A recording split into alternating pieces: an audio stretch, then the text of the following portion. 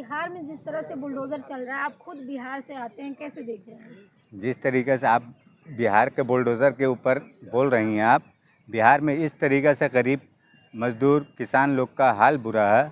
और सम्राट चौधरी जी जो हाल कर रहे हैं 10-10 हज़ार रुपया दे कर और आम जनता को, जो बेचारे को 2 वक्त की रोज़ी रोटी के लिए मुश्किल है और उनका घर तोड़ा जा रहा है।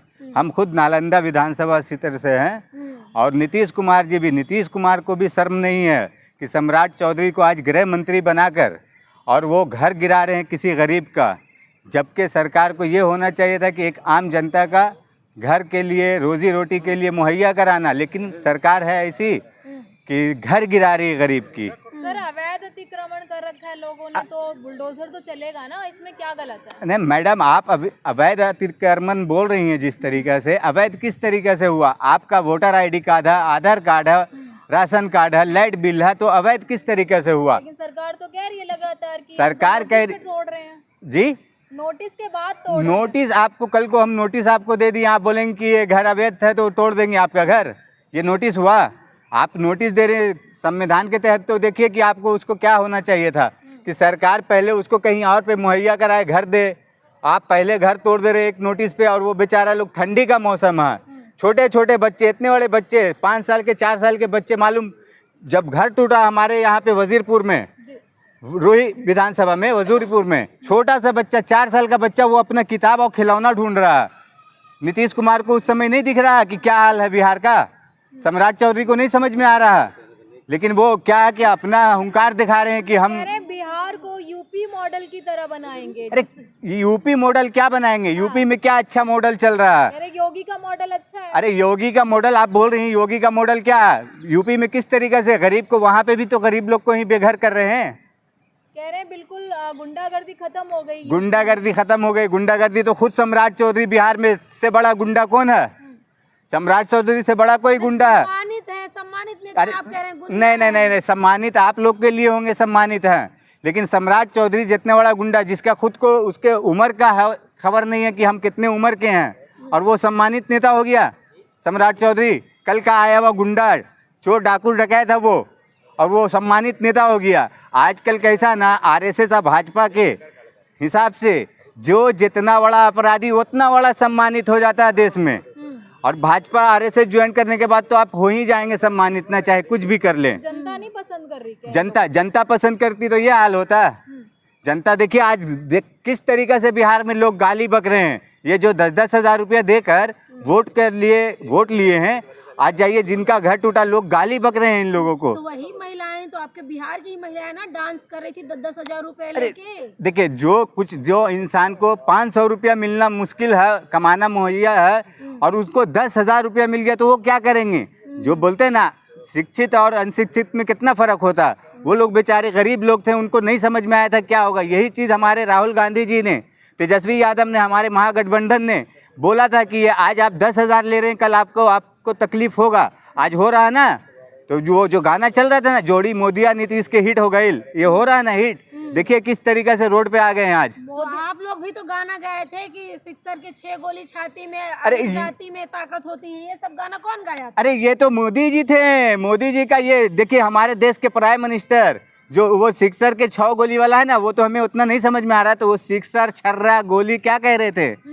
क्या कहे थे राहुल जी को कि तेजस्वी ने पट्टे पे बंदूक रख के, सिक्सर रख के ले लिया था, है ना? आज देख लीजिए क्या है। RJD समर्थक ने ये सब गाना गाया था। अरे RJD समर्थक क्या गाया? RJD समर्थक ने नहीं, ये तो ये अपने क्या नाम है इनका, नरेंद्र मोदी जी ने बोल रहे थे ना कि कनपट्टे पे बंदूक रख के उनको ले लिया था। आज देख लीजिए कनपट्टे पे कैसे लोगों के, बिहारी लोग के लिए हो रहा है। बिहार की जनता किस तरीके से है। आप हमारे देखिए नवादा में, जहानाबाद में, नालंदा में, कैसे देख रहे हैं? तो हम आपको बता रहे हैं ना, नवादा, जहानाबाद, नालंदा, हर जगह पे बुलडोजर की कार्रवाई हो रही है।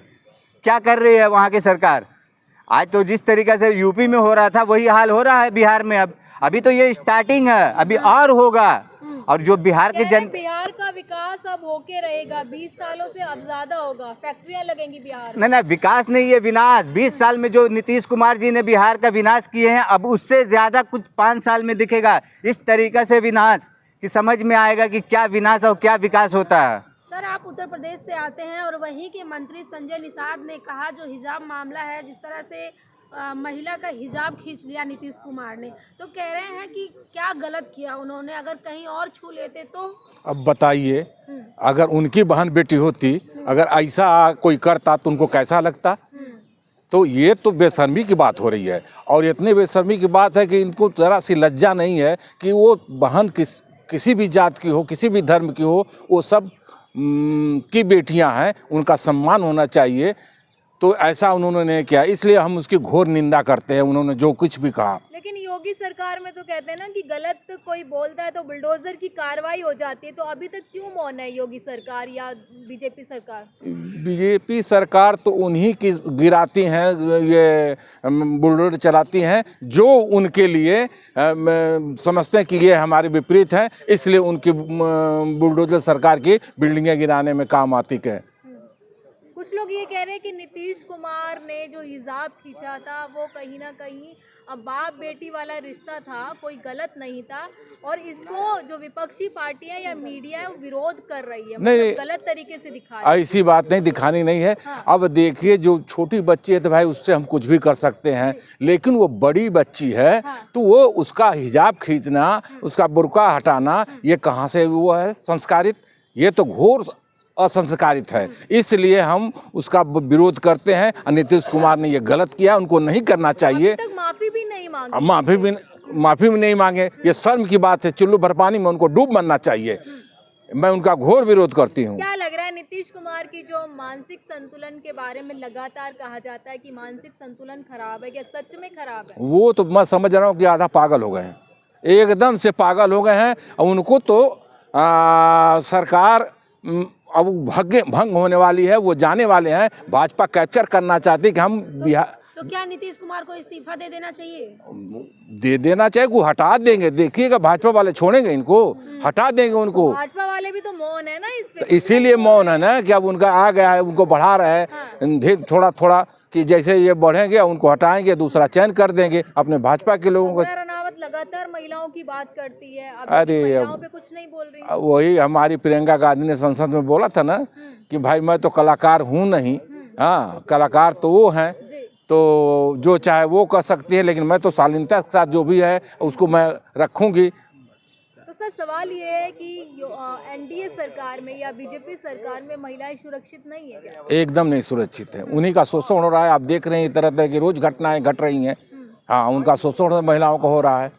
लेकिन मोदी सरकार तो कहते हैं ना कि जब से हमारी सरकार बनी है महिला का सशक्तिकरण हो रहा है, महिला का विकास हो रहा है, महिला की सुरक्षा बढ़ रही है। कोई बात नहीं है, ऐसी बात नहीं है। वो जो चाहे अपने मुख से बखान कर लें, ये उनकी वो बखान है। लेकिन आज हमारे देश की हर जगह की, हर प्रांतों की महिलाएं असुरक्षित हैं। उनकी सुरक्षा इस सरकार में नहीं हो रही। सड़कों पे उतरना चाहिए क्या? उतरना चाहिए। अपने हक की लड़ाई तो सबको लड़ना है। जब हम बराबरी के दर्जे में आ रहे हैं तो सबको लड़ना चाहिए, साथ देना चाहिए। अब भाइयों को भी महिलाओं के साथ मिलकर कंधे से कंधे मिलाकर चलना चाहिए और साथ देना चाहिए। लेकिन मुस्लिम महिला का हिजाब खींचा गया है, इसमें तमाम एमपी एमएलए जो हैं वो मुस्लिम हैं, वो सामने निकल के क्यों नहीं आ रहे हैं अपनी बहन बेटी के समर्थन में? जब वो ही नहीं आ रहे हैं तो आप किसी से क्या उम्मीद करेंगे?